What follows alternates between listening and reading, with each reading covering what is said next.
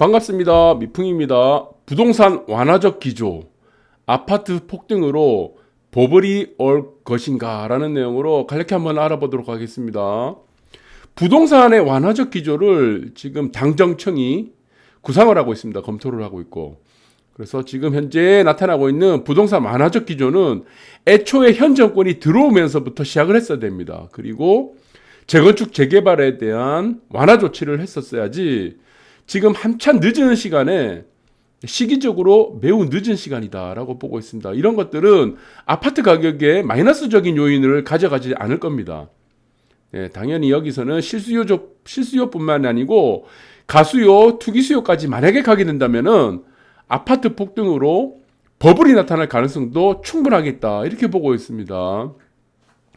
그래서 저는 아파트 가격을 결정하는 요인들이 지금 같은 화폐 가치 하락이라든가 인플레만 반영하는 수준들이 아니고 만약에 여기서 가수요와 투기수요까지 어우러졌다. 완화적인 기조가 됐다 그래서 가수요와 투기수요까지 어우러진다면은 여기서는 이제부터는 오버슈팅 영역으로 넘어갈 가능성이 크다. 그렇게 보고 있습니다. 그래서 조금 시기적으로는 매우 아쉽다고 보고 있습니다. 그래서 많은 사람들이 지금 청약을 기다린 것에 대해서 후회한다고 합니다. 눈을 의심을 했어요. 그래서 많은 분들이 지금 후회를 하고 있는데 기다리게 되면은 집을 살 수 있을 것이다. 그리고 아파트 가격은 떨어질 거라고 기대를 했었지만 결과는 정반대로 나타났죠. 처음 경쟁률을 보고 내가 잘못 봤나 의심했어요. 40대. 그냥 나처럼 가점이 애매한 사람은 청약을 포기하는 게 낫겠어요. 이번 생에 청약 당첨을 바르느니 차라리 로또를 삽시다라고 하소연을 내고 있습니다. 동탄의 아파트가 5,000대 1을 넘어가 버렸습니다. 5,000대 1. 정말 충격적인 청약 경쟁률이었습니다.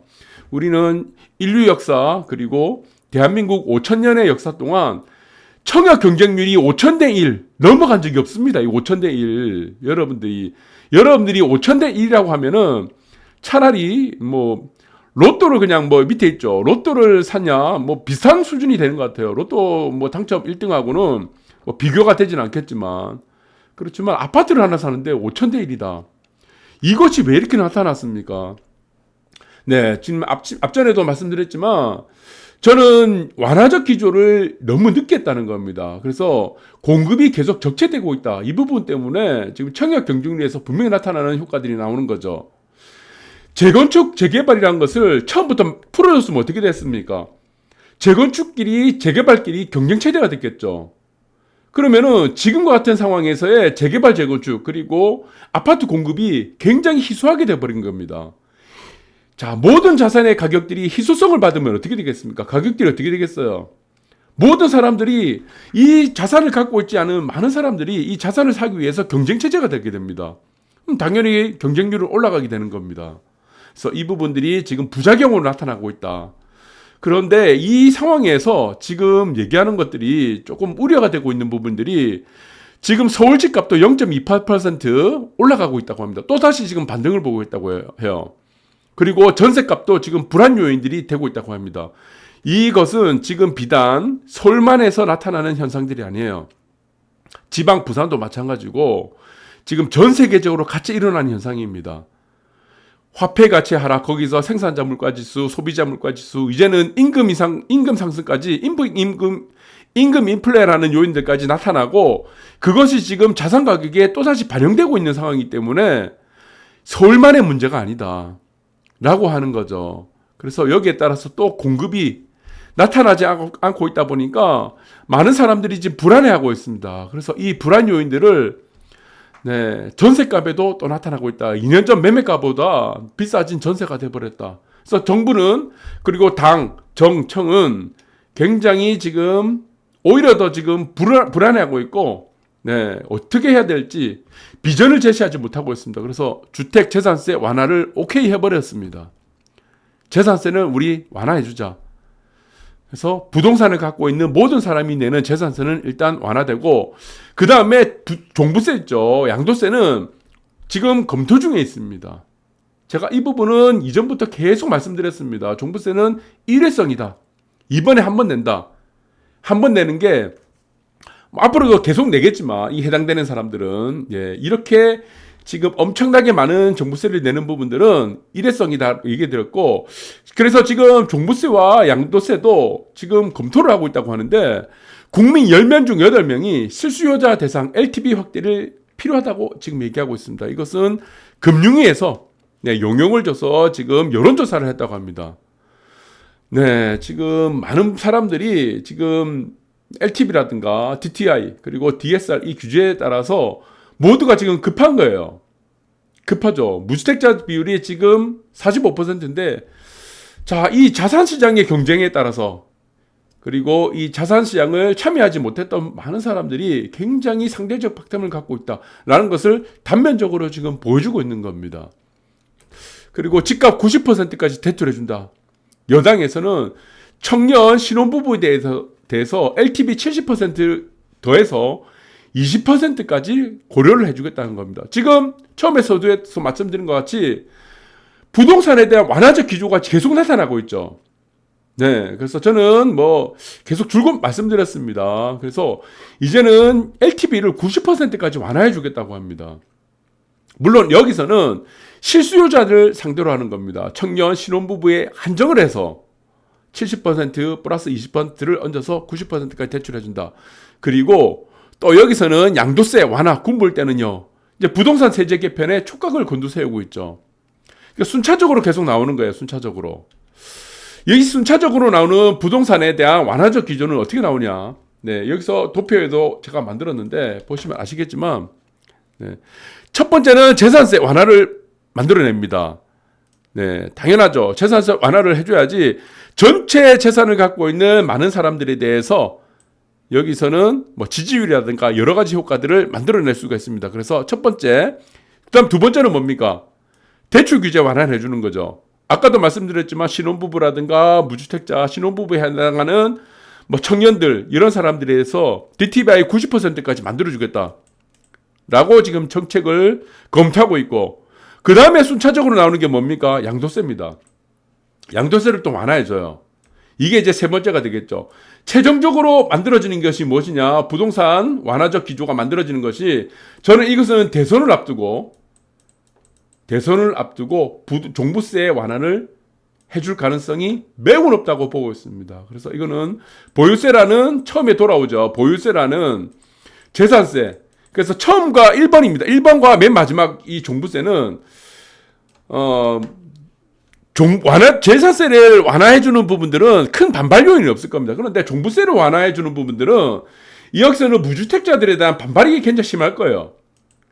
네, 당연하죠. 여기서는 상대적 박탈감에 따라서 그러면은 재산세 많이 나오는 부분들은 어떻게 이해해야 되는데 종부세까지 완화하게 된다 그러면은 너희들 정책은 의미가 뭐냐? 일관성이 있냐?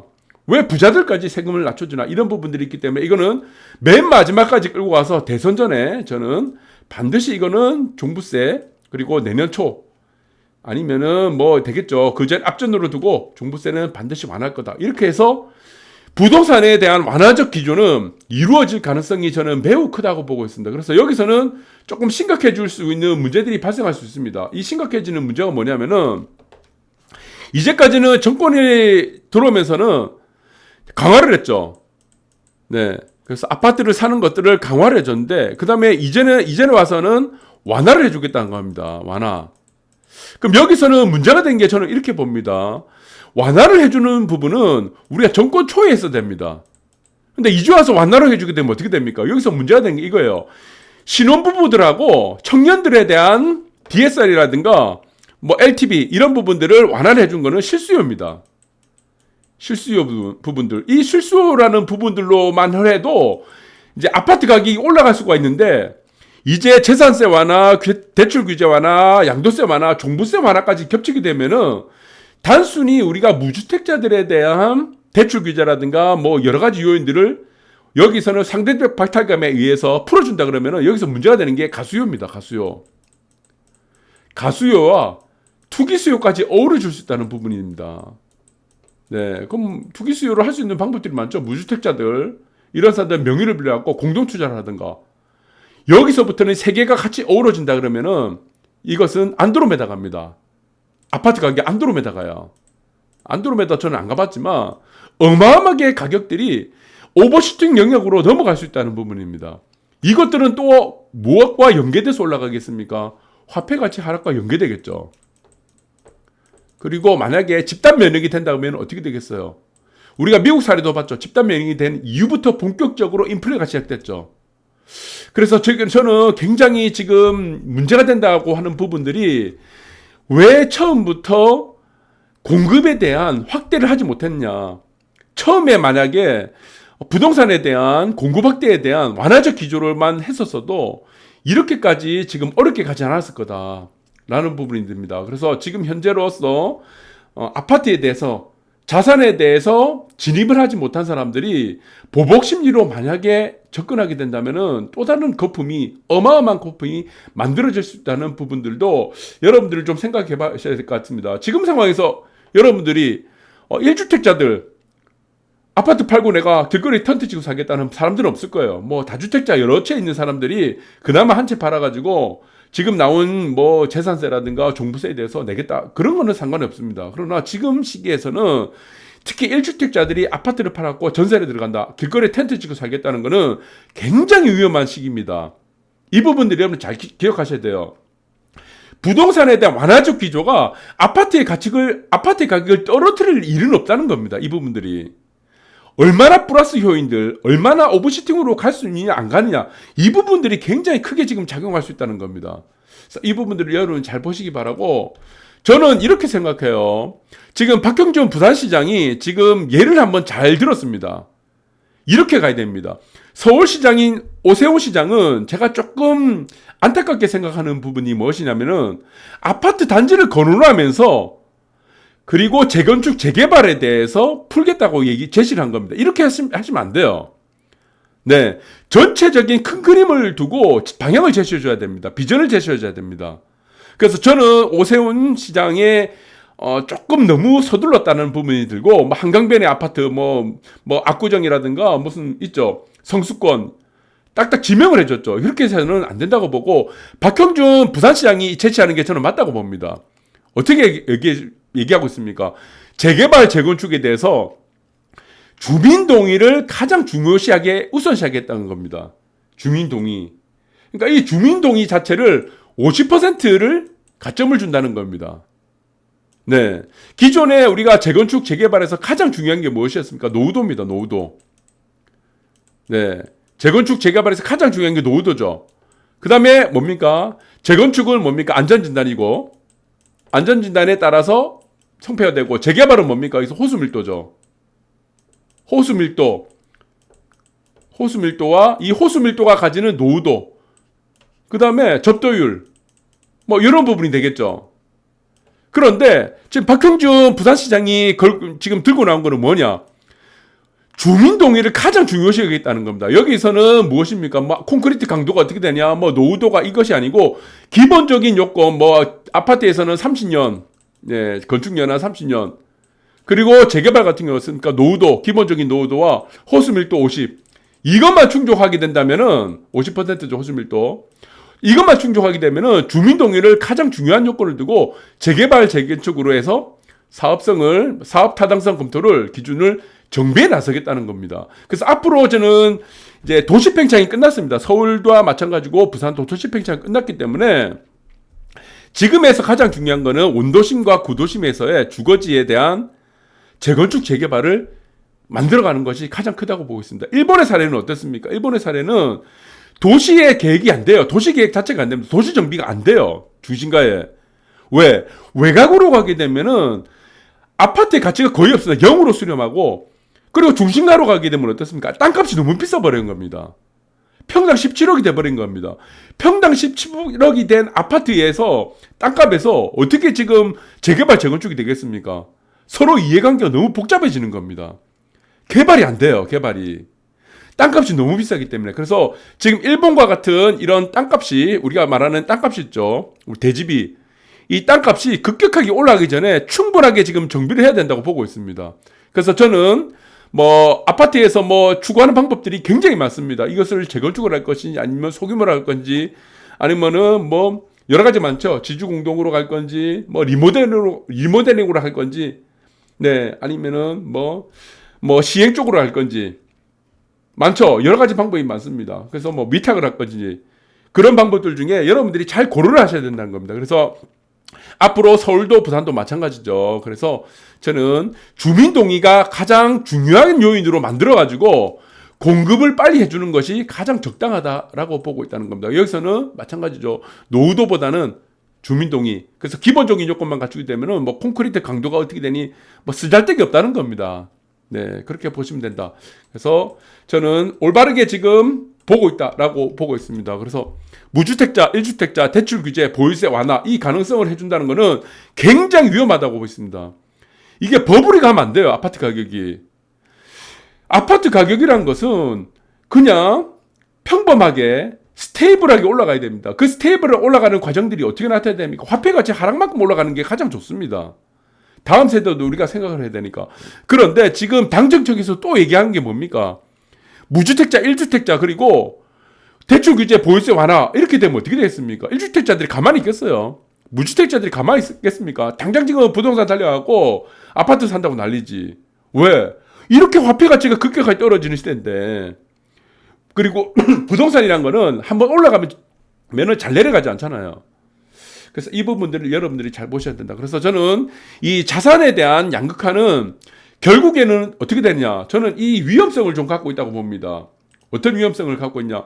지금 화폐 가치는 계속 떨어지고 있잖아요. 그럼 아파트 가격들은 계속 우상향을 하고 있는데 거기에 지금 완화적 기조가 들어오고 있습니다. 완화적 기조.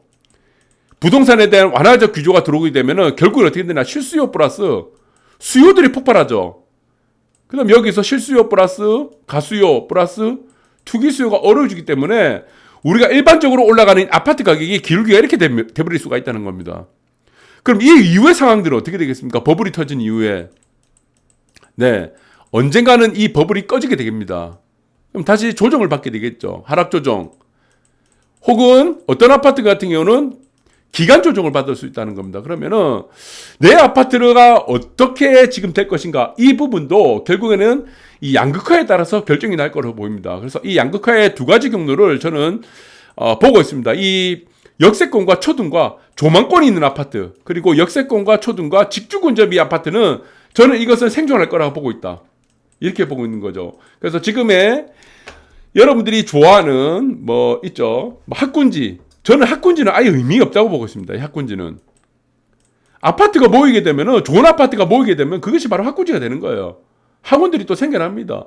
제일 먼저 뭐가 생겨납니까? 아파트들이, 좋은 아파트들이 생겨나면 짜장면집이 먼저 생기죠. 중국집이 먼저 생겨납니다. 그 다음에 부동산 생기고, 그 다음에 뭐가 생깁니까? 학원이 생겨나죠.